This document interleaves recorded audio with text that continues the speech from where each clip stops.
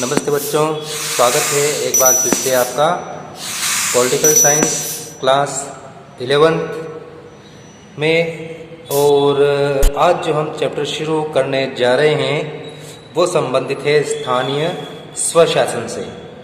ठीक है, स्थानीय स्वशासन आज का हमारा नया chapter class 11th political science. तो चलो शुरू करते हैं। और वीडियो शुरू करने से पहले आप सबसे एक बार फिर से जो मेरी रिक्वेस्ट है, आप मेरे इस वीडियो को लाइक जरूर करें। लाइक, शेयर और सब्सक्राइब करना न भूलें। सब्सक्राइब करने से आपको फ़ायदा ये होगा कि जब भी मैं कोई नया वीडियो अपलोड करूँगा तो आपको सबसे पहले उसका नोटिफिकेशन प्राप्त हो, और ज़्यादा से ज़्यादा इसको शेयर करें। तो चलिए शुरू करते हैं। स्थानीय स्वशासन। सबसे पहली बात जो है, स्थानीय स्वशासन होता क्या है। स्थानीय स्वशासन का मतलब होता है एक सीमित क्षेत्र में, एक लिमिटेड जो एरिया होता है, जैसे कोई गांव हो गया, ठीक है, तो उस गांव में निवास करने वाले लोग, ठीक है ना, जो जनता होती है वो अपने से संबंधित उनसे जितने भी मामले हैं उन मामलों का, उन समस्याओं का वो लोग स्वयं प्रबंध करें, मैनेजमेंट करें। ठीक है, यानी कि अगर उनके सामने कोई समस्या है, कोई आवश्यकता है, तो उस चीज़ को पता लगाना, फिर पता लगाने के बाद उस समस्या को कैसे सोल्व किया जाएगा या आवश्यकता की पूर्ति कैसे की जाएगी, ये पूरा मैनेजमेंट स्थानीय स्तर पर वहाँ के जो निवासी हैं, वहाँ के जो लोग हैं, वो स्वयं करें। इसी को हम स्थानीय स्वशासन कहते हैं। स्थानीय स्वशासन की इकाइयाँ राज्य विधि के द्वारा, यानी कि राज्य की विधि, यानी कि राज्य सरकार जो कानून बनाती है उस कानून के अंतर्गत प्रदत्त, यानी कि प्रदान की गई शक्तियों, यानी कि राज्य सरकार एक कानून बनाती है, उस कानून के द्वारा स्थानीय शासन की जो संस्थाएं होती है उन संस्थाओं को कुछ अधिकार देती है, कुछ शक्तियां देती है, और उन अधिकारों और शक्तियों का प्रयोग करके वो संस्थाएं क्या करती है, उसका प्रयोग करती है। और उनके जो दायित्व होते हैं, दायित्व क्या, यानी कि उनकी जो समस्याएं होती है, स्थानीय लोगों की जो आवश्यकताएं होती है, उन आवश्यकताओं को वो पूरा करती है। तो इसके लिए राज्य सरकार उनको क्या देती है, शक्तियां और अधिकार, इसके लिए वो कानून बनाती है, यानी कि कानून के तहत देती है। तो कानून के तहत अगर कोई अधिकार देगी, शक्तियां देगी या कोई कार्य सौंपती है, तो उन कार्यों को पूरा करने लायक सारी व्यवस्था की पूर्ति करना राज्य सरकार का दायित्व बन जाता है। जो भी समस्या आवश्यकता होती है उसको पूरा करना, समाधान करना, इसके लिए धन की आवश्यकता होती है तो धन प्रदान करना भी राज्य का क्या हो जाता है, जिम्मेदारी हो जाती है। तो वो उसके लिए धन भी उपलब्ध करवाती है। ठीक है, ये सारी बातें इसके अंतर्गत आती है। अब बात करें हम आवश्यकता कि स्थानीय स्वशासन की जो संस्थाएं हैं उन संस्थाओं की आवश्यकता क्या है, क्यों जरूरी है। सबसे पहली बात, लोगों के एक स्थान विशेष पर, यानी कि अगर लंबे समय तक कुछ लोग या लोगों का समूह एक स्थान पर निवास करता है, रहता है, बसा हुआ है, तो वहां रहने के दौरान क्या होता है कि उनके बीच में कुछ समस्याएं आ जाती है। ठीक है, कुछ आवश्यकताएं होती है, बहुत सारी समस्याएं पैदा होती है। यानी कि अगर एक बस्ती में लोग रह रहे हैं तो साफ सफाई की समस्या भी होगी उनके सामने, पीने के पानी की समस्याएं भी होगी। ठीक है ना, जो अगर उनके पास कुछ पालतू जानवर है तो उनको लेकर के भी उनकी कुछ समस्याएं होगी। ठीक है ना, और स्थानीय स्तर पर जो लोग रहते हैं उन लोगों का पेट भरने के लिए, यानी कि अनाज, यानी कि कृषि कार्य, तो उसकी भी कुछ समस्याएं होगी, इनसे संबंधित कुछ आवश्यकताएं होगी। तो उन चीज़ों को पूरा करने का प्रयास ये संस्थाएं करती है। यानी कि लंबे समय तक एक स्थान पर रहने से क्या कुछ समस्याएं उत्पन्न होती है, कुछ आवश्यकताएं बनती है, तो उन आवश्यकताओं को, समस्याओं को सोल्व करना, उनको पूरा करना। तो अब इसका महत्व, स्थानीय शासन का महत्व क्या होता है। सबसे पहली बात, स्थानीय विषयों का कुशल प्रबंधन, यानी कि स्थानीय स्तर पर तो जो जनता होती है उस जनता को ये पता है, लोगों को पता है कि हमारी क्या समस्याएं हैं। जैसे यानी कि अगर हम यहाँ पर रह रहे हैं, अपना वार्ड है, गली मोहल्ला है, तो हमारे गली मोहल्ले में क्या समस्या है, जैसे कोई साफ सफाई की समस्या है, ठीक है ना, साफ सफाई नहीं हो रही है, रोड लाइट की समस्या है, रात्रि में रोड लाइट नहीं जल रही है या कुछ भी है, ठीक है ना, वो समस्या हो सकती है, पीने के पानी की समस्या हो सकती है। ठीक है ना, तो स्थानीय स्तर पर ये छोटी मोटी बातें हैं, छोटी मोटी ज़रूरतें होती है, उन ज़रूरतों का वो लोग स्वयं प्रबंधन कर सकते हैं। ठीक है ना, जैसे आपके नगर निगम एरिया में अगर कुछ समस्या है तो आपका जो प्रतिनिधि होता है, यानी कि आपका जो वार्ड होता है, उस वार्ड का जो पार्षद होता है, वो पार्षद क्या करता है, नगर निगम में उस चीज़ को, उस समस्या को, प्रॉब्लम को ले जाएगा, उससे सोल्व करवाएगा। ठीक है ना, ये सारा काम हैंड टू हैंड होता है और यहाँ बैठ के हो जाता है। उसके लिए उसको मुख्यमंत्री या प्रधानमंत्री के पास नहीं जाना पड़ता है, क्योंकि ये अपने यहाँ पर बैठे बैठे हो रहा है। इसी तरह से ग्राम पंचायत में भी वहीं स्तर पर बैठे बैठे हो जाएगा।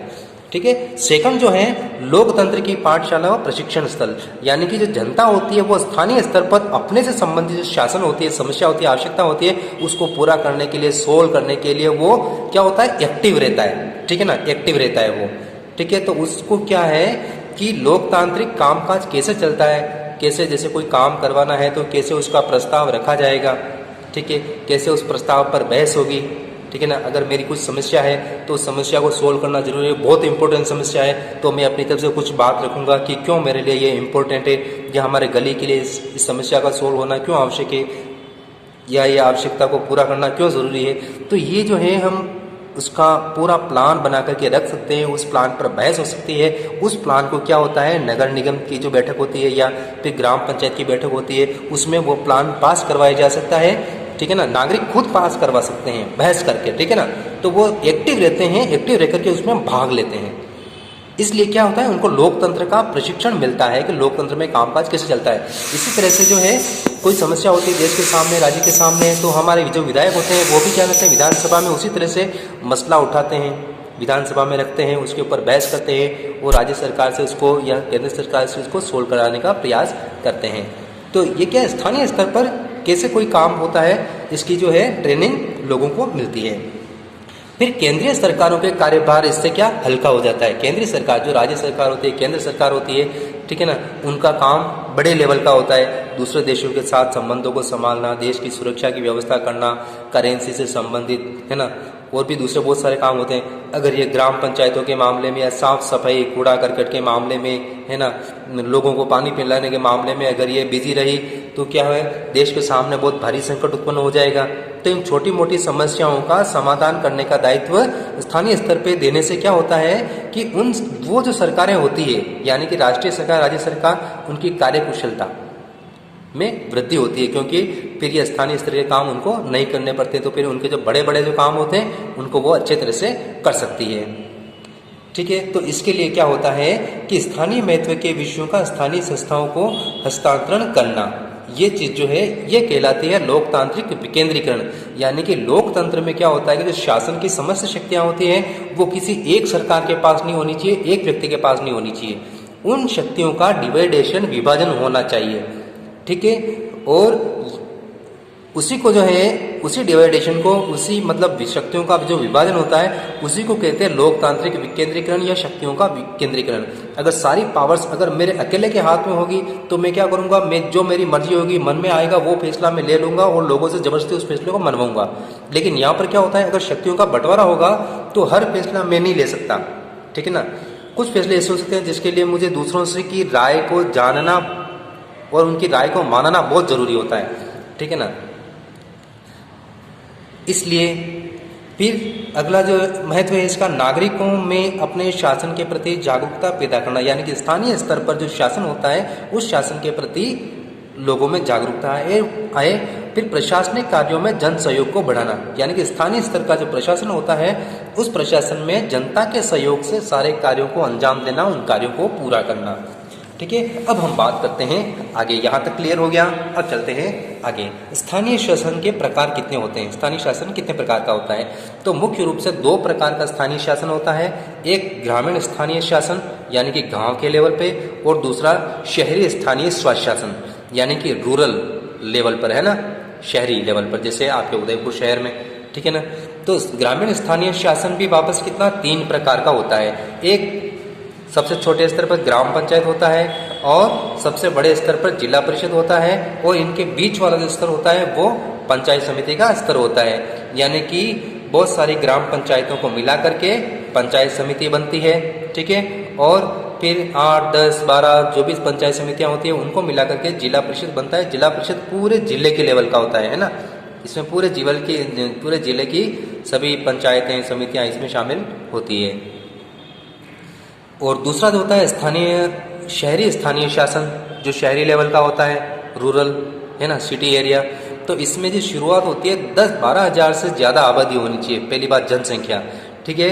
इसमें जो है शहरी इलाका होता क्या है, सबसे पहली बात आबादी, शहरी आबादी जो है वो शहरी आबादी में 75% लोग 75% लोग जो है कृषि कार्य के अलावा, एग्रीकल्चर के अलावा बाकी दूसरे काम करने वाले होने चाहिए, ठीक है ना। और फिर जनसंख्या घनत्व यानी कि जनसंख्या घनत्व जो है 400 वर्ग किलोमीटर का होना चाहिए, यानी कि 1 किलोमीटर में आबादी करीब 400 लोगों के आसपास होनी चाहिए। तो ये शर्त होगी तो वो शहरी इलाके में गिना जाएगा, यानी कि शहर की सरकार, ठीक है। जो सबसे छोटे वाले शहर होते हैं जिनकी आबादी 10,000 12,000 से ज़्यादा होती है, वहाँ पे होती है नगर पालिका, फिर और ये होती है 1 लाख की आबादी तक, ठीक है, 1 लाख की जनसंख्या तक। फिर इसके बाद बीच वाला जो लेवल आता है इसका वो होता है नगर परिषद, जहाँ की जनसंख्या 1 लाख से लेकर के 3 लाख के बीच में होती है, और नगर निगम वहाँ पे होता है जहाँ की आबादी 3 लाख से ज़्यादा होती है, ठीक है।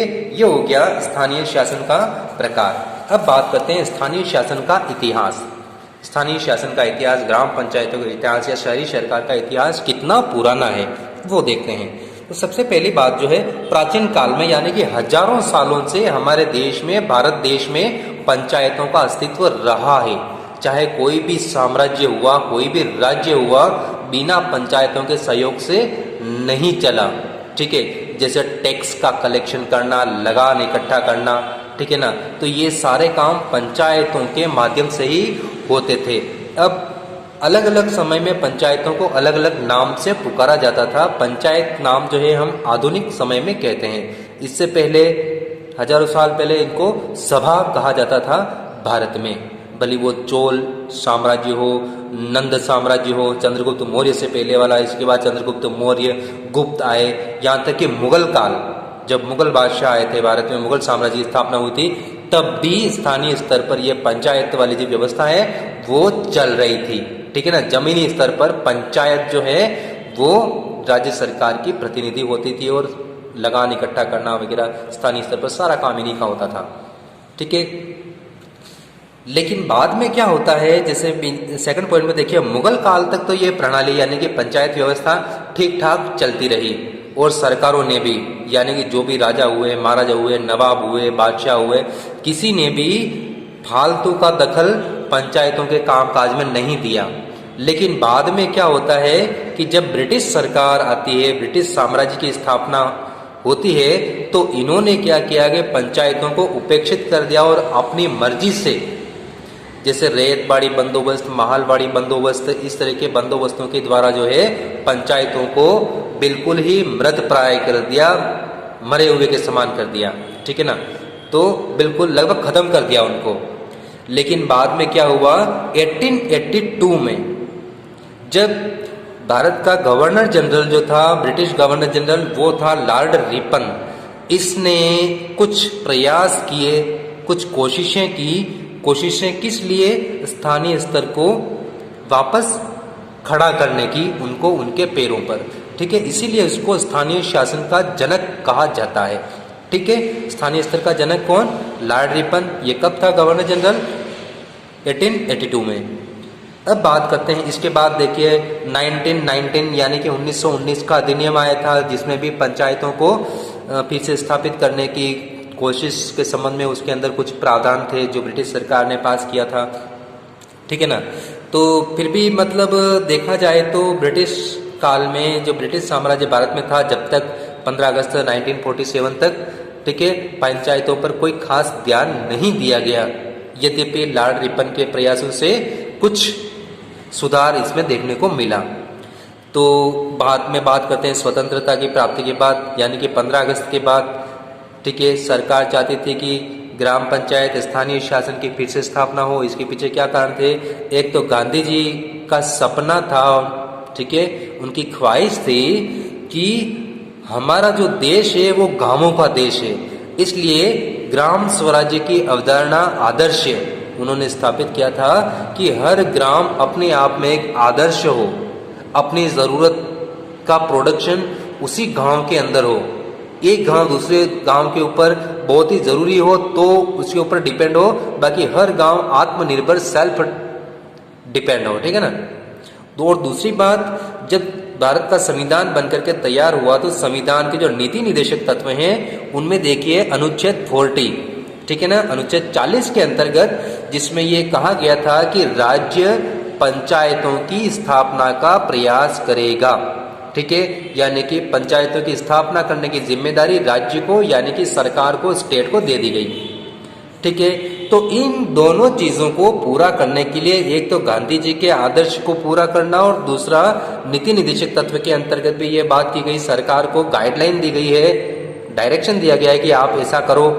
तो फिर सबसे पहले सामुदायिक विकास कार्यक्रम की शुरुआत की गई 2 अक्टूबर 1952 से, ठीक है। सामुदायिक विकास कार्यक्रम छोटे छोटे क्वेश्चंस में कभी कभी आते हैं, जो 1952 से प्रारंभ हुआ, लेकिन ये भी कोई ज़्यादा सफल नहीं हुआ, सक्सेस नहीं हुआ, ठीक है।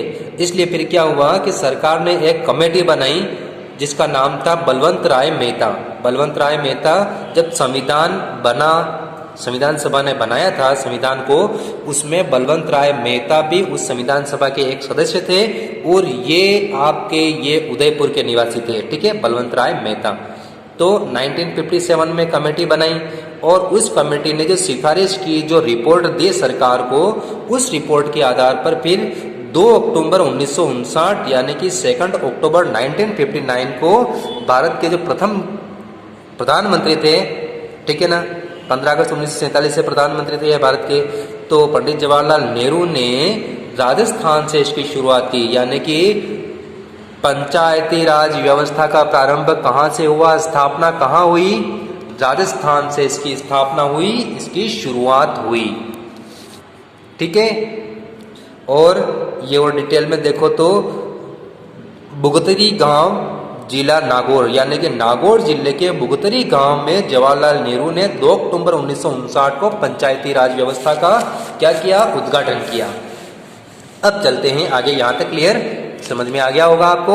अब देखते हैं आगे 1959 में जो पंचायती राज व्यवस्था प्रारंभ की गई उसमें कुछ कमियां थी। सबसे पहली बात तो इसको संवैधानिक मान्यता नहीं थी, यानी कि संविधान में कहीं पर भी नहीं लिखा होता, सिर्फ ये जो आपका नीति निर्देशक तत्व है इसका अनुच्छेद आर्टिकल 40, इसके अलावा कहीं पर भी पंचायतों के बारे में कुछ भी नहीं था, यानी कि कैसे उसकी स्थापना होगी, ठीक है ना, वार्ड पंच, सरपंच या फिर आपके शहरों में जो भी है मेयर वगैरह, नगर पालिकाएं, नगर निगम, क्या प्रोसेस होगा, कुछ भी लिखा हुआ नहीं था, ठीक है। तो सरकारें अपनी मर्जी से उनको बनाती, उनकी मर्जी से उनको हटाती, कोई पावर नहीं थी, पैसा कहाँ से आएगा, कहाँ खर्च होगा, कुछ भी गाइडलाइन नहीं थी, ठीक है।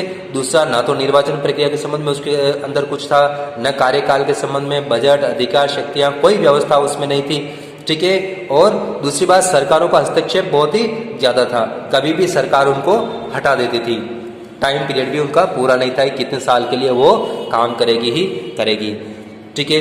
तो इन कमियों को दूर करने के लिए टाइम टू टाइम, मतलब समय समय पर बहुत सारी समितियां बनाई गई जिन्होंने इस पंचायती राज व्यवस्था में सुधार के लिए कुछ सुझाव दिए, जिसमें मुख्य रूप से 4 समितियों के नाम लिए जाते हैं। सबसे पहले जो समिति आती है वो है अशोक मेहता समिति, 1977 में बनाई गई और 1978 में इसने अपना प्रतिवेदन सरकार को दिया और इसमें इसने द्विस्तरीय व्यवस्था की सिफारिश की। द्विस्तरीय व्यवस्था यानी कि पंचायत राज व्यवस्था के सिर्फ 2 स्तर होने चाहिए, एक ग्राम पंचायत और दूसरा जिला परिषद, ये इसने कहा।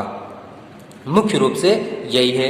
इसके बाद देखिए GV राव समिति जो बनाई गई थी 1985 में, इसने जो दिया कि जिला स्तर पर योजना बनाई जाए, यानी कि जो राज्य सरकार जो विकास की योजनाएं बनाती है, राज्य सरकार नहीं बनाए बल्कि जिला स्तर पर जिला प्रशासन के द्वारा उस जिले के विकास की योजना बनाई जाए। और दूसरा, एक नियमित टाइम पीरियड में, फिक्स टाइम पीरियड में निर्वाचन की व्यवस्था हो, चुनाव की व्यवस्था होनी चाहिए। ये 2 सुझाव मुख्य रूप से इस GV राव समिति ने दिया जो बनाई थी 1985 में। तीसरा देखिए लक्ष्मी मल सिंघवी समिति 1986, यानी कि LM सिंघवी समिति 1986। इसने जो मुख्य रूप से सुझाव दिए वो देखिए आप, वित्तीय संसाधनों की व्यवस्था के संबंध में प्रावधान इसने सिफारिश की कि जो भी कामकाज ये संस्थाएं करेगी, उन कामों को पूरा करने के लिए भैया धन तो चाहिए ना, बिना पैसे के तो कोई काम होता नहीं है। ठीक है, एक तो पहली बात तो इनके धन की बराबर व्यवस्था होनी चाहिए, और दूसरी बात इनको संवैधानिक मान्यता दी जाए, यानी कि इनके बारे में स्पष्ट संविधान में लिख दिया जाए। ठीक है, इसके बाद आता है चौथा, पीके थुंगन समिति 1989। ठीक है, इसने जो मुख्य रूप से सुझाव दिया था, सबसे पहली बात इसने यही कि संवैधानिक मान्यता दें, दूसरा नियमित चुनाव अनिवार्य हो, तीसरा जिला परिषदों को योजना और विकास अभिकरण के रूप में बदल दिया जाए, यानी कि योजना को निर्माण करना, उनको पास करना और उनका बजट तैयार करना। ठीक है, ये फाइनल बजट यानी कि फाइनल योजना जो बनाई जाएगी वो जिला परिषद के द्वारा बनाई जाए, और इसके लिए जिला विकास अभिकरण बनाया जाए। ठीक है, एक जो है हरलाल सिंह खर्रा समिति, एक और है जो 1990 में बनाई गई थी। स्थानीय स्तर का जो होता है, शासन होता है, उनको कुछ प्रशासनिक विषय सौंपे जाए। ठीक है ना, तो मुख्य रूप से जो इसमें है आपका जो पीके थुंगन समिति जो है, ये थुंगन समिति काफी इम्पोर्टेंट है। और जो प्रश्न बनता है कि स्थानीय शासन की स्थापना किस समिति की सिफारिशों के आधार पर की गई, तो यहाँ पर पीके थुंगन समिति का नाम इसमें आपको लिखना होगा, क्योंकि सबसे महत्वपूर्ण सुझाव, इम्पोर्टेंट सुझाव जो है वो इसी समिति ने दिए थे, और इसी समिति की सिफारिशों के आधार पर फिर जो है संविधान में संशोधन किया गया था इनको संवैधानिक मान्यता देने के लिए। अब देखिए, बीच में कुछ महत्वपूर्ण तथ्य जो हैं वो मैंने इसमें बाद में इसके अंदर जोड़े हैं। लोकतंत्र का मतलब होता है सार्थक भागीदारी, लोगों की अपने शासन से संबंधित मामलों में स्वयं भागीदारी करना। और ये क्यों जरूरी है? एक जीवंत और मजबूत यानी कि सजीव और मजबूत स्थानीय शासन सक्रिय भागीदारी और उद्देश्यपूर्ण जवाबदेही सुनिश्चित करता है। यानी कि सक्रिय भागीदारी यानी कि अगर उसमें लोगों की सक्रिय भागीदारी होगी, ठीक है ना, जब भी वार्ड सभा होती है, जैसे आपके शहरों में जितने भी वार्ड होते हैं, हर वार्ड में साल में 2 बार 3 बार वार्ड सभा होती है, जिसके अंतर्गत आपके वार्ड के विकास के संबंधित कुछ भी फैसला जो है वो फैसला वहाँ पे लिया जाता है। आप जा सकते हैं वहाँ पे, और आपके सामने जो भी समस्याएं हैं आपके वार्ड के संबंध में वो आप वहाँ पर दे सकते हैं। और अगर आपकी भागीदारी सक्रिय रहेगी, अगर आप एक्टिव रहेंगे, ठीक है ना, और यही चीज गांवों में भी है, गांवों में ग्राम सभा होती है, ठीक है ना, तो अगर आप उसमें एक्टिव रहते हैं तो उस एक्टिवनेस का रिजल्ट क्या निकलेगा? आपका पार्षद आपके प्रति जवाबदेह होगा, आप उससे सवाल पूछ सकते हैं कि भाई वो क्या कर रहा है अपने वार्ड के विकास के लिए, तो ये जवाबदेही सुनिश्चित हो जाती है। दूसरी बात देखिए, आम नागरिक स्थानीय स्तर पर अपने जीवन से जुड़े हुए जो मसले होते हैं, आपके गली मोहल्ले से जुड़े हुए मसले, आपकी आवश्यकताएं, जरूरतें, विकास के बारे में फैसला लेती है, ठीक है ना। जैसे आपके वार्ड में आंगनबाड़ी नहीं है तो आप प्रस्ताव रख सकते हैं वार्ड सभा में कि हमारे एरिया में भी आंगनबाड़ी दी जाए, या आपके वार्ड में आवारा पशुओं की समस्याएं हैं, पानी की समस्या है, पानी अच्छा नहीं आता है, घटिया पानी आ रहा है, मैला पानी आ रहा है, बदबूदार आ रहा है, या समय पे पानी नहीं आता है, बहुत दिन तक नहीं आता है, या फिर रोड लाइट के संबंध में कुछ समस्या है, ट्रैफिक के संबंध में कुछ समस्या है, तो आप वहां पर वार्ड सभा में जाकर के अपनी बात को रख सकते हो, ठीक है, और एक समय सीमा में सोल्व करवाने की उनको हिदायत दे सकते हैं अपने पार्षद को। और पार्षद जो फिर आपके जो मसले होते हैं, समस्या होती है, वो फिर निगम में ले जाएगा, वहां पर उसको रखेगा, आपकी बात को अच्छे से रखना उसकी वहां पे ड्यूटी है, ठीक है ना, क्योंकि आपके सामने जो समस्या है वो समस्या सोल्व तो नगर निगम करेगा, और नगर निगम के बोर्ड में वो अपनी बात को, आपकी समस्या को सही तरीके से रखेगा तो वो सोल्व होगी, तो इसमें उसकी जवाबदेही बन जाती है, ठीक है। अब बात करते हैं मुकामी बोर्ड, यानी कि लॉर्ड जब रिपन जिस समय गवर्नर जनरल था उस समय स्थानीय निकाय को मुकामी बोर्ड कहा जाता था, यानी कि जो नगरीय जो शासन होता था उसको मुकामी बोर्ड कहते थे। और एक ये देखिए, स्थानीय शासन क्या होता है? स्थानीय शासन सत्ता के विकेंद्रीकरण हेतु अनिवार्य होता है, यानी कि अगर सत्ता का विकेंद्रीकरण अगर आप चाहते हैं तो उसके लिए स्थानीय शासन का होना बहुत ही जरूरी है, ठीक है। केंद्र सरकार की शक्तियां बटी हुई होती है राज्य सरकार के साथ में, और राज्य सरकार की शक्तियां बटी हुई होती है किसके? स्थानीय शासन के बीच में और राज्य सरकार के बीच में। तो कोई भी सरकार जो है अपनी मनमर्जी, अपनी मनमानी करने की कोशिश इसमें नहीं कर सकती। और यही अगर विकेंद्रीकरण की बजाय यहाँ से वी हटा दीजिए, केंद्रीकरण हो जाएगा। केंद्रीकरण का मतलब सब एक ही जगह पे इकट्ठा कर देना, ठीक है ना। तो जो जिसके पास ये सब इकट्ठी शक्तियां होंगी वो अपनी मनमर्जी करेगा और आपके ऊपर जुल्म कर सकता है। अब चलिए चलते हैं हम आगे। तो ये जो सारी समितियां थी सुधार के लिए जो गठित की गई, उन सुझावों के आधार पर 1992 में संविधान में संशोधन किया गया। 1773 और 1774 कॉन्स्टिट्यूशनल अमेंडमेंट्स किए गए, संवैधानिक संशोधन किए गए, ठीक है। और इसमें जो मुख्य रूप से जो आपके आएगा वो आपको याद रखना है पीके थुंगन, ठीक है ना, समिति की सिफारिश के आधार पर ये संविधान संशोधन दोनों बने थे। अब बात करते हैं सबसे पहले 73rd कॉन्स्टिट्यूशनल अमेंडमेंट 1992 में ये पास हुआ और 1993 में ये लागू हुआ।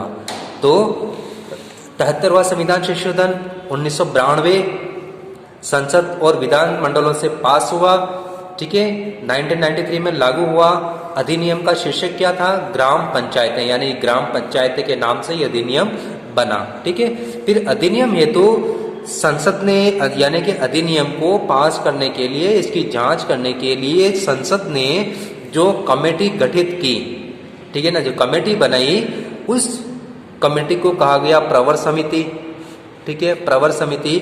और उस प्रवर समिति के जो अध्यक्ष थे वो अध्यक्ष थे हमारे राजस्थान से सांसद जिनका नाम था नाथूराम मिर्धा, ठीक है। और उस समय केंद्र में सरकार थी प्रधानमंत्री पीवी नरसिम्हा राव की, ठीक है ना। पीवी नरसिम्हा राव सरकार के कार्यकाल में ये अधिनियम पारित हुआ।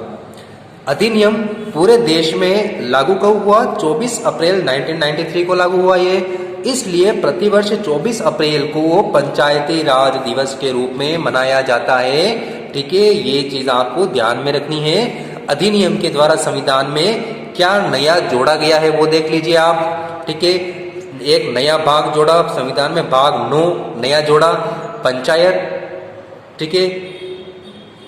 नवीन अनुसूची 11वीं और नवीन अनुच्छेद 243 243 अनुच्छेद तो ये पहले से ही था, लेकिन इसके बाद में जैसे कि 243A, 243B, 243Z, इस तरह से आगे इसी अनुच्छेद में और नए नए अनुच्छेद जोड़ करके इसके और नए प्रावधान इसमें किए गए, उपबंध किए गए इस 243 अनुच्छेद में, ठीक है। अब इसकी विशेषताओं से देखिए। स्थानीय स्वशासन का विषय संविधान के द्वारा राज्य सूची में जोड़ा गया है, यानी कि संविधान में 3 सूचियां हैं, संघ सूची, राज्य सूची और समवर्ती सूची। और स्थानीय स्वशासन का जो सब्जेक्ट है वो राज्य सूची के अंडर आता है, ठीक है। तो ये राज्य सूची का विषय है, अर्थात स्थानीय स्वशासन के विषय में नियम कानून बनाने का जो अधिकार होता है वो राज्य की विधानसभा के पास होता है, ठीक है। दूसरी बात, भारत में जो आधुनिक जो स्थानीय स्वशासन दिखता है, पंचायतें दिखती है, नगर पालिका दिखती है, इसके संबंध में जो भी प्रावधान है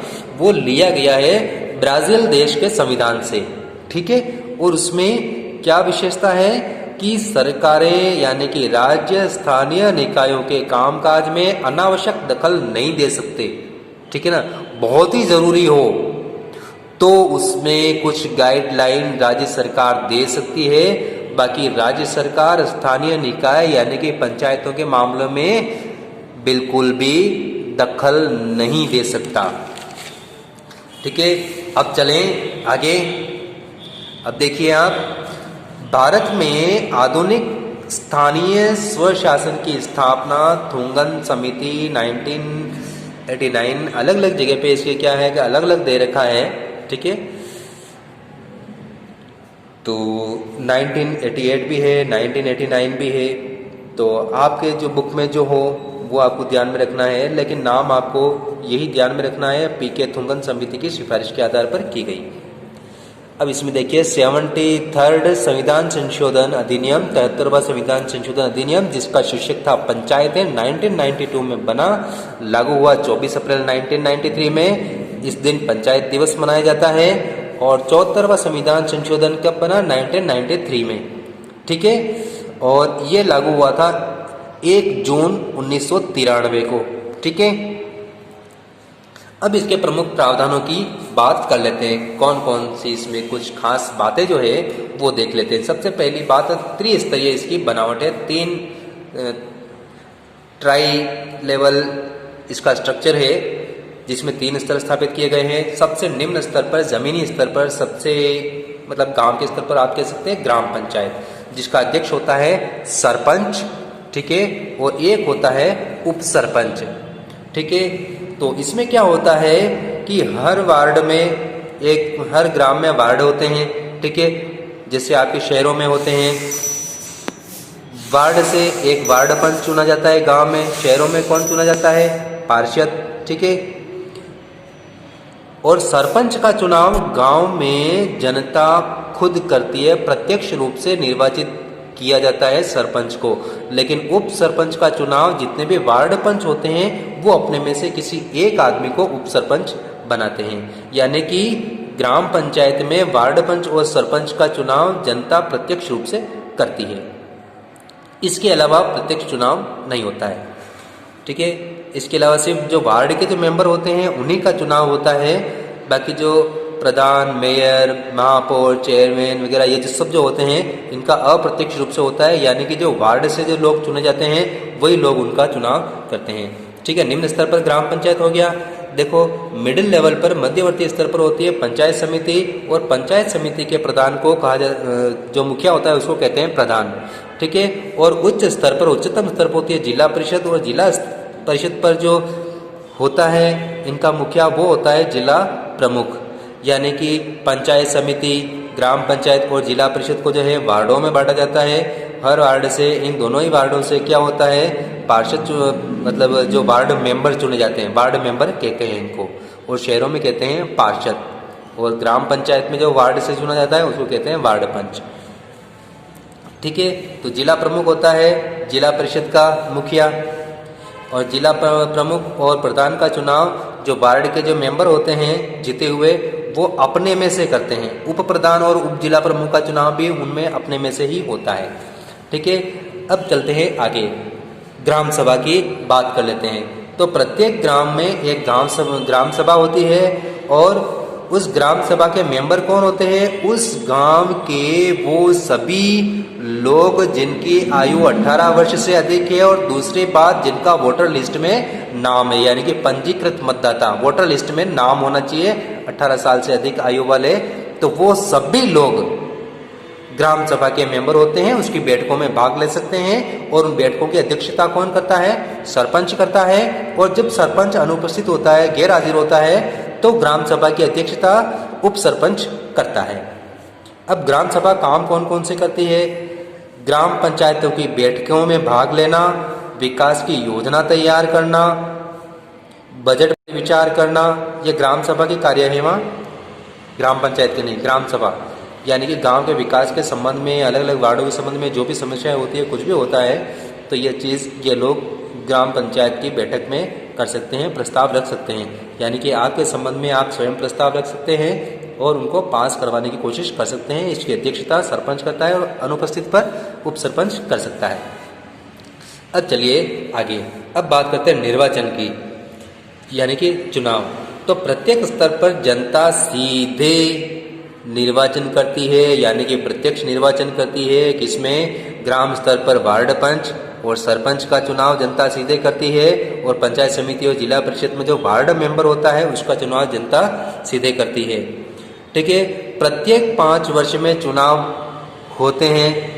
निर्वाचन प्रक्रिया की जिम्मेदारी, यानी कि चुनाव का जो पूरा प्रोसेस होता है, इलेक्शन का पूरा प्रोसेस, वो राज्य निर्वाचन आयोग के द्वारा किया जाता है। यानी कि इसकी जिम्मेदारी स्टेट इलेक्शन कमीशन की होती है।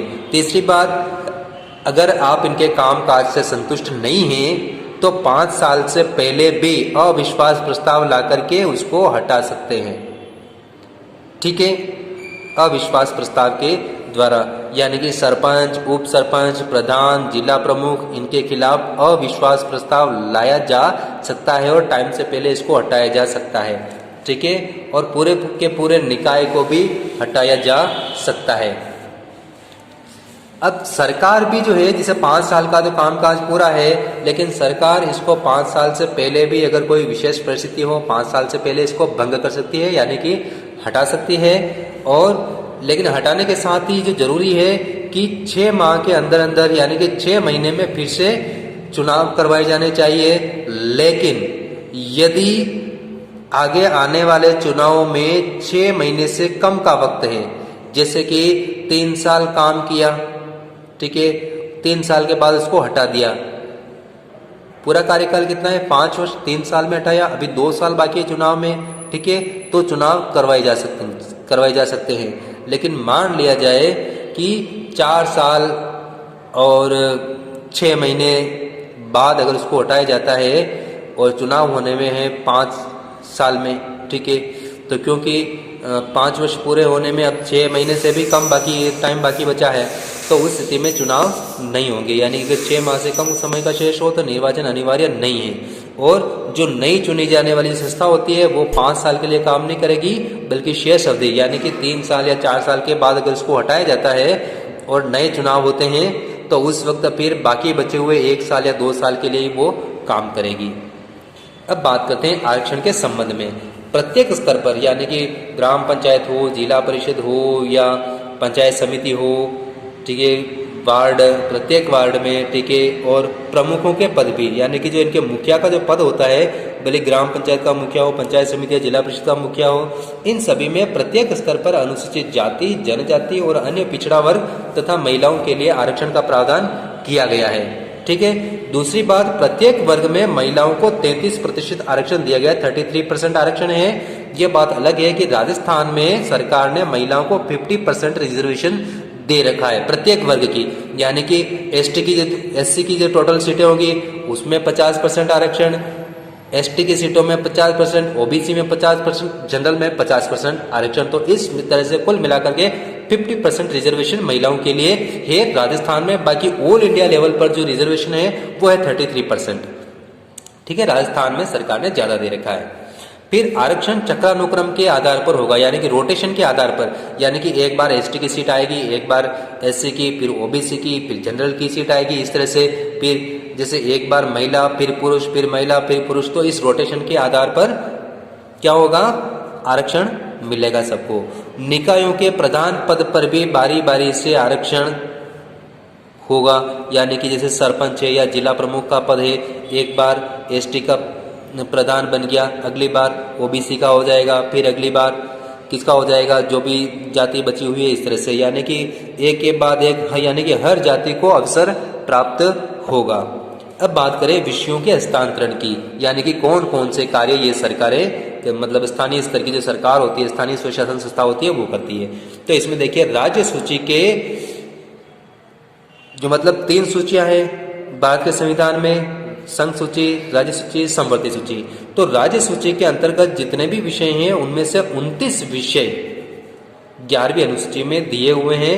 उन 29 विषयों को स्थानीय स्वशासन के अंतर्गत हस्तांतरित किया गया है, ठीक है, जो स्थानीय स्तर से जुड़े हुए हैं।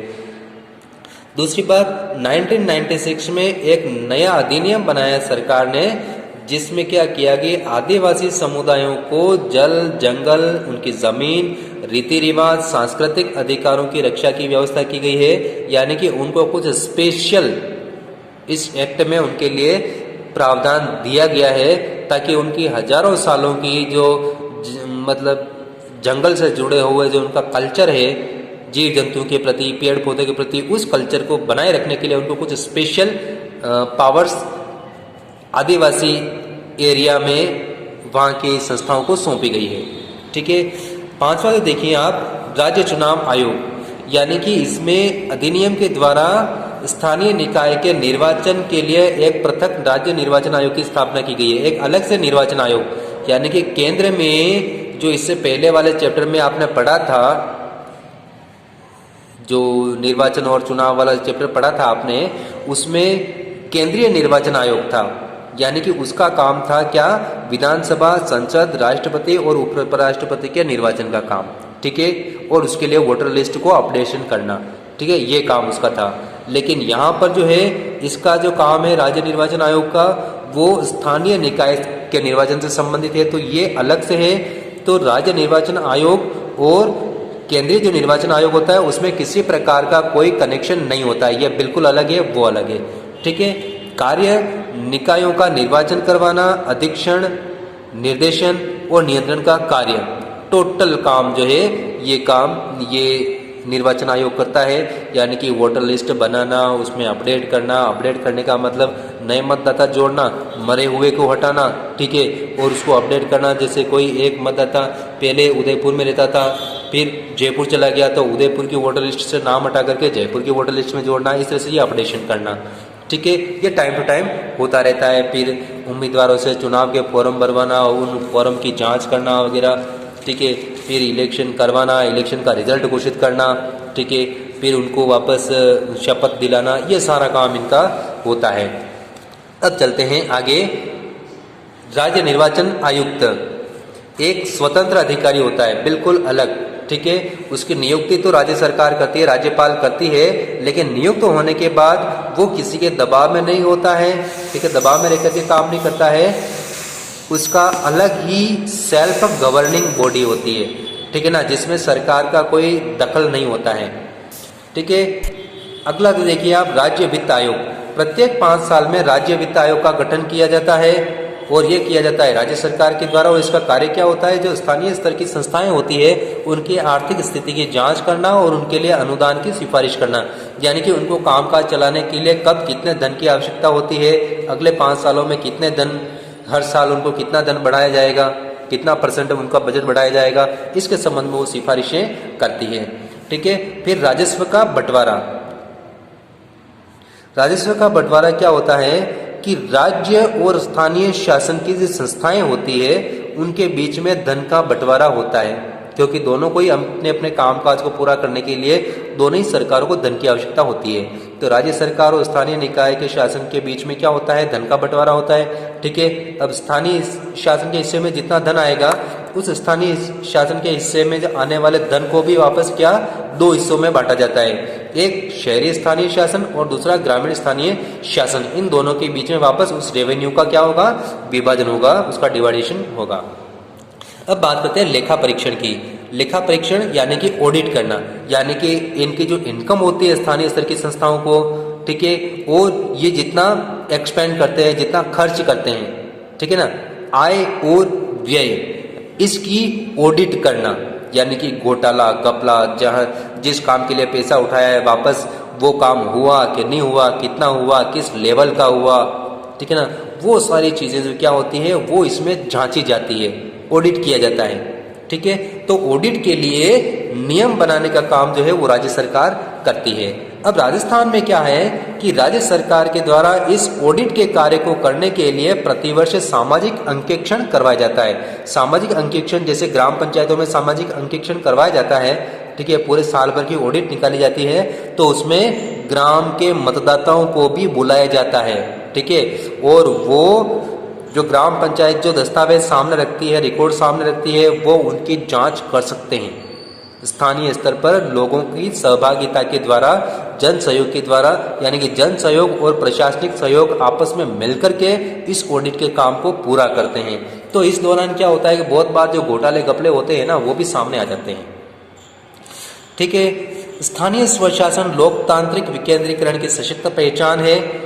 शक्तियों का एक स्थान पर केंद्रित न होकर के, यानी कि शक्तियों का एक स्थान पर केंद्रीकरण नहीं होना चाहिए, बल्कि अलग अलग संस्थाओं के मध्य विभाजित होनी चाहिए। यानी कि भारत के संविधान द्वारा शक्तियां किसमें सौंपी गई है, राज्य सरकार और केंद्र सरकार के बीच में बांटा गया है, दोनों के काम अलग अलग किए गए हैं। फिर राज्य सरकार की शक्तियों को भी राज्य सरकार और स्थानीय स्तर की सरकार के बीच में बांटा गया है, और इस जो शक्तियों का जो विभाजन है उसी को विकेंद्रीकरण, लोकतांत्रिक विकेंद्रीकरण कहा जाता है। और लोकतांत्रिक विकेंद्रीकरण स्थानीय स्वशासन के लिए बहुत ही जरूरी है, ठीक है।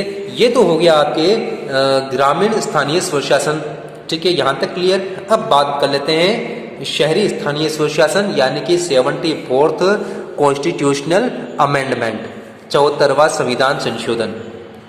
ये संविधान संशोधन कब लागू हुआ, बना कब, 1993 में। लागू कब हुआ, 1 जून 1993 को ये लागू हुआ, ठीक है। यह अधिनियम नगरीय शासन से संबंधित है, यानी कि नगर पालिकाओं से संबंधित है।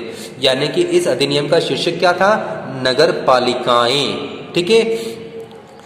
तो इस अधिनियम के द्वारा देखिए 3 स्तर के नगरीय शासन की स्थापना हुई। 3 तरह का नगरीय शासन बनाया गया। शहरी इलाकों में है, ठीक है। सबसे पहला वाला जो स्तर है वो है नगर पंचायत, या जिसको कहते हैं नगर पालिका। नगर पालिका कहाँ होती है? जिसकी ऐसा शहरी क्षेत्र है जहाँ की आबादी 10,000 से 1 लाख के बीच में होती है, वहाँ होती है नगर पालिका। और नगर पालिका का जो मुखिया होता है, ठीक है ना, उसको कहते हैं चेयरमैन। यानी कि पूरे नगर पालिका एरिया को वार्डों में बांटा जाता है। हर वार्ड से एक पार्षद का चुनाव होता है। ये पार्षद अपने में से चेयरमैन और डिप्टी चेयरमैन का चुनाव करते हैं, अपने में से ही। चेयरमैन का चुनाव जनता सीधे नहीं करती है। दूसरा होता है नगर परिषद, बीच वाला, ठीक है ना। मतलब ऐसे शहर जिनकी जनसंख्या 1 लाख से 3 लाख के बीच में होती है, ठीक है, वहाँ पर ये होता है, ठीक है। और यहाँ का जो मुखिया होता है वो अध्यक्ष कहते हैं उसको, या उसको सभापति कहते हैं। अध्यक्ष, उपाध्यक्ष, सभापति या उपसभापति, ठीक है ना, नाम कुछ भी हो सकता है, ठीक है ना। तो अध्यक्ष का चुनाव, सभापति का चुनाव भी जनता सीधे नहीं करती है। जनता अपने पार्षद को चुनती है, और वो पार्षद, जितने भी पार्षद होते हैं वो अपने में से किसी एक को अध्यक्ष और दूसरे को उपसभापति या उपाध्यक्ष बनाते हैं। और तीसरा होता है सबसे बड़े ऊंचे स्तर पर जो होता है वो होता है नगर निगम, जहाँ की जनसंख्या 3 लाख से अधिक होती है, जैसे आपका उदयपुर, ठीक है, जो बड़े बड़े शहर होते हैं। और इसका जो मुखिया होता है मेयर या महापौर, और डिप्टी मेयर या उपमहापौर, ठीक है। और मेयर का चुनाव भी जो है, जो चुने हुए पार्षद होते हैं वो अपने में से करते हैं। अब बात करते हैं कार्यकाल की। इसका टाइम पीरियड कितना होता है, यानी कितने साल के लिए चुनी जाती है? 5 साल के लिए चुनी जाती है। राज्य सरकार द्वारा इसको समय से पूर्व भंग किया जा सकता है, यानी कि समय से पहले, 5 साल से पहले ही इसको हटाया जा सकता है, ठीक है। और 6 माह में पुनः निर्वाचन, फिर से चुनाव करवाए जाने जरूरी है, अगर 5 साल से पहले निकाय को भंग किया जाता है, निकाय को भंग किया जाता है, ठीक है ना। लेकिन अगर आगामी चुनाव में 6 माह से अगर अधिक समय बाकी है, 6 महीने से ज़्यादा टाइम अगर बाकी है चुनाव में, तो इस फिर से निर्वाचन होंगे, बाकी नहीं होंगे अगर 6 महीने या उससे कम का टाइम बाकी है तो फिर। और जो नया निकाय बनेगा वो शेष बचे हुए कार्यकाल के लिए ही बनेगा, ठीक है ना। जैसे 1 साल इस बाकी रहा था चुनाव में, तो नया जो निकाय बनेगा वो 1 साल के लिए इस काम करेगा, ठीक है। और एक जो है, एक तो राज्य सरकार उसको हटा सकती है, और दूसरा जो है अविश्वास प्रस्ताव के द्वारा भी इसको समय से पहले हटाया जा सकता है। अब बात करें तीसरी बात। अब देखिए प्रत्यक्ष निर्वाचन, आरक्षण, विषयों का हस्तांतरण, जिसमें नगर जो निकाय हैं उनको 18 विषय दिए गए हैं, यानी कि 18 विषय इनको सौंपे गए हैं जिनके ऊपर ये नियम बना सकते हैं।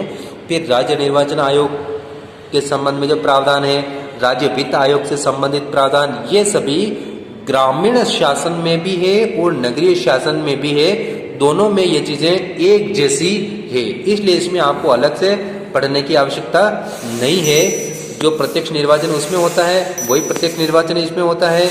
विषयों का हस्तांतरण, जैसे ग्राम पंचायतों को 29 विषय दिए गए हैं, ग्रामीण शासन को तो इसमें 18 विषय दिए गए हैं। सिर्फ इतना सा फर्क है यहाँ पे। राज्य निर्वाचन आयोग ही नगरीय निकाय के चुनाव भी करवाता है और स्थानीय निकाय के चुनाव भी राज्य निर्वाचन आयोग ही करता है। तो राज्य वित्त आयोग हर 5 साल में इनके आर्थिक स्थिति को जांचने के लिए कितना इनको अनुदान मिलना चाहिए, बंटवारा किस प्रकार से होगा, राजस्व का, रेवेन्यू का, सरकार और निकायों के बीच में, ठीक है ना, ये सारे प्रावधान जो है जो नगर निकाय में है, जो स्थानीय ग्रामीण निकाय में है, दोनों में सेम है, इसलिए अलग से इसको देखने की आवश्यकता नहीं है, ठीक है। जो आप उसमें जो आपने देखा है ग्रामीण शासन में, वही इसमें भी आपको लिखना होगा। अब भारत में स्थानीय शासन जो है उसके सामने क्या समस्याएं हैं वो देखिए। सबसे पहली बात तो धन का अभाव, यानी कि ये जितनी भी योजनाएं बनाती है, कार्य करना चाहती है, तो इनके पास धन का अभाव होता है, इनके पास पैसा नहीं होता है, पहली बात। और पैसे के लिए ये हमेशा दूसरे का मुंह ताकती है। जैसे आप बच्चों को अगर आपको कोई चीज़ अगर चाहिए, खरीदनी है, तो आप जैसे अपने मम्मी पापा का मुंह ताकते हैं ना, पैसा तो वही देंगे। तो इसी तरह से इनके पास भी कोई इनकम का सोर्स नहीं है, तो ये अपने खर्च के लिए सरकार पर डिपेंड है, सरकार से मिलने वाले अनुदान पर, ग्रांट पर निर्भर है। दूसरी बात, आय का सीमित होना, यानी कि आय के सोर्स बहुत कम है, लेकिन क्या है, व्यय बहुत ही ज्यादा है, आमदनी अठन्नी, खर्चा रुपया वाली बात है इसमें। फिर सरकारों का हस्तक्षेप, यानी कि ये संविधान संशोधन होने के बाद में मतलब ये सोचा गया था कि शायद अब सरकार अनावश्यक इसमें हस्तक्षेप नहीं करेगी, लेकिन फिर भी आज भी सरकारें इनके कामकाज में हस्तक्षेप होती है और अनुदान की बात को लेकर के इनके ऊपर दबाव बनाती है और इनसे अपनी मर्जी के हिसाब से फैसले करवाती है। बाकी अनुदान कई बार रोक देती है या अनुदान कम कर देती है। तो ये क्या होता है, ये निकाय सरकार के दबाव में आकर के काम करते हैं। फिर स्थानीय निकाय को जो सौंपे गए जो विषय हैं वो सिर्फ प्रतीकात्मक हैं, जैसे कि ग्रामीण निकाय को 29 विषय सौंपे गए हैं, शहरी निकायों को 18 विषय सौंपे गए हैं, लेकिन वास्तव में ये इन विषयों पर काम नहीं कर पाती है। क्यों नहीं कर पाती है? क्योंकि राज्य सरकार से मंजूरी नहीं मिलती है, इसलिए। तो इनको जो है फैसला लेने के संबंध में स्वीकृति मतलब आज़ादी नहीं है, स्वतंत्रता इनको प्राप्त नहीं है। ठीक है, इसके बाद जो है इसके क्वेश्चन जो है, ये क्वेश्चंस आ जाते हैं इसमें। ठीक है, ये क्वेश्चन आपको सॉल्व करने हैं। ये सारे क्वेश्चन देख लीजिए, आप वीडियो को रोक करके आप इनको देख सकते हैं। अब अलग से जैसे इसमें एक क्वेश्चन आपके यहाँ पर आएगा कि स्थानीय शासन में महिलाओं को जो आरक्षण दिया है, इस महिलाओं से उनके सोशल स्टेटस में क्या चेंजेस आए हैं, सामाजिक जो उनकी स्थिति है, परिस्थिति है, उसमें कितना बदलाव आया है। तो इसमें देखिए, इसमें प्लस पॉइंट भी है, इसमें नेगेटिव पॉइंट भी है।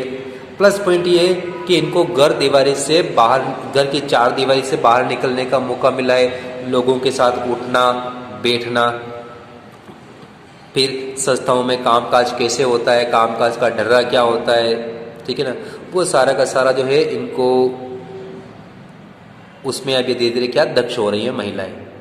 ठीक है, और लीडरशिप के मामले में ये महिलाएं आगे आ रही है। लेकिन क्या है कि कई बार ये देखने में आता है, और ख़ास तौर से जो ग्रामीण स्थानीय स्वशासन है, ठीक है ना, ग्रामीण स्थानीय स्वशासन या रूरल एरिया में, जहाँ पे महिलाओं को भले राजस्थान सरकार ने 50% की रिजर्वेशन दिया है, केंद्र सरकार ने पूरे ऑल इंडिया लेवल के हिसाब से 33% आरक्षण दिया है, लेकिन आज भी जैसे कि स्थानीय स्तर की सरकार को घूंघट वाली सरकार कहा जाता है, जहां महिलाएं मुखिया होती है, क्योंकि वो सिर्फ नाम की सरपंच होती है, नाम की प्रधान होती है। बाकी उनके द्वारा जो फैसले लिए जाते हैं, उनको जो फैसले लिए जाने चाहिए या उनको लेने थे, वो फैसले उनके घर के मर्द करते हैं। ठीक है, उनके घर के मर्दों द्वारा फैसले लिए जाते हैं। जो भी बैठकें होती है स्थानीय निकाय की, ठीक है, जो सरपंच होती है, महिला होती है या कुछ भी होती है, जो भी है, वो सिर्फ घूंघट निकाल करके मीटिंग में बैठी रहती है। वो सारी जो है अध्यक्षता क्यों कौन करता है, या तो उसका हस्बैंड करेगा, या उसका फादर, या उसका भाई, या किसी महिला का बेटा। तो इसको घूंघट वाली सरकार भी इनको कहा गया है, क्योंकि आज भी महिलाओं को फैसला लेने की उतनी आज़ादी नहीं है, भले ही उनको पंचायतों में उनको आरक्षण दिया गया है। यानी कि इसके प्लस पॉइंट भी है, सकारात्मक भी है इसका आंसर, और नकारात्मक भी है। सकारात्मक में घर की चार दीवार से बाहर निकल करके लोगों की लीडरशिप करने का इनको अवसर प्राप्त हुआ है। ठीक है ना। तो वहीं ग्रामीण एरिया में तो ज़्यादा देखने में आता है अधिकांशतः कि महिलाओं के नाम पर या महिला प्रमुख के नाम पर सारा जो फैसला लिया जाता है, कामकाज किया जाता है, वो पुरुषों के द्वारा किया जाता है आज भी। ठीक है, तो इस तरह से आज का हमारा ये चैप्टर यहीं पे समाप्त होता है। जल्दी ही हम नए अध्याय के साथ एक बार फिर से आपके सामने रूबरू होंगे। नमस्कार, जय हिंद, जय भारत।